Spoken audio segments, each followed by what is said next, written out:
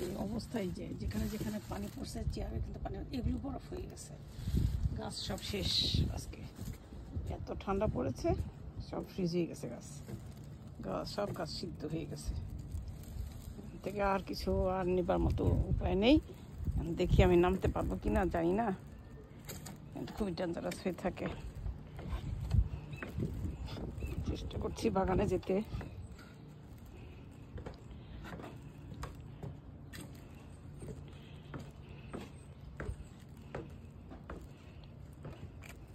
কাজের জন্য এই যে সব গাছ সিদ্ধ হয়ে গেছে।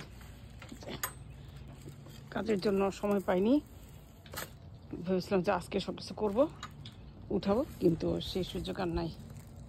সেগুলো সব শেষ, সব গাছ সিদ্ধ হয়ে গেছে। সিম গাছটা একেবারে সব সিদ্ধ হয়ে গেছে। একটু যদি ছায়া তো কোথাও রাখা যেত তাহলেও হতো। এই যে সিম সিদ্ধ হয়ে গেছে, এত সুন্দর সিমগুলি সব সিদ্ধ হয়ে গেছে। আর নেবার কোনো বুদ্ধি নেই।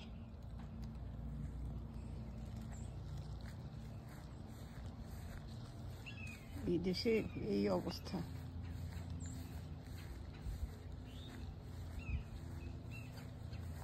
সব সিদ্ধ হয়ে গেছে গাছ। এই যে আমার জন্য কেউ রান্না করে রেখে দিছে। সব ফুলগুলি ঠান্ডা, 30 ডিগ্রি, ফ্রিজিং টেম্পারেচার এটাকে বলে। এই যে লাউ গাছ শেষ। যে কচি পাতাগুলি ছিল, আমি এতদিন সময় পাইনি, ভাবছি যে আজকে কিছু করবো, দেখি যে সব সিদ্ধ হয়ে গেছে। এই হ্যাঁ, কত কত সিম। ও,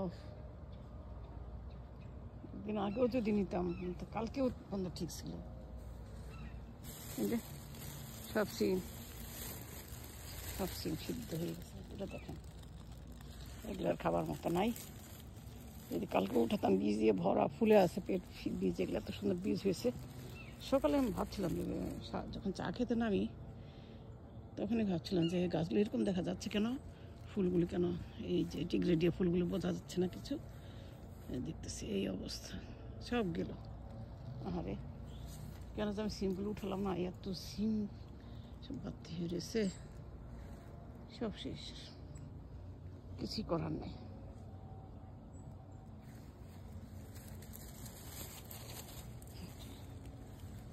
সব সিদ্ধ হয়ে গেছে সিম।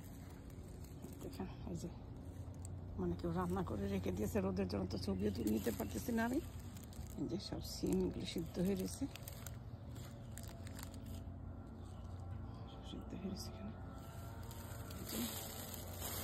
সব সিদ্ধ হয়ে গেছে এখানে।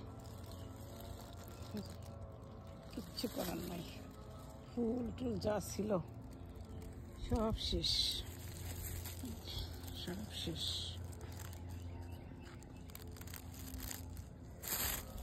যাক, কিছু করার নাই। ওকে, কি আর করি এখন, বাই।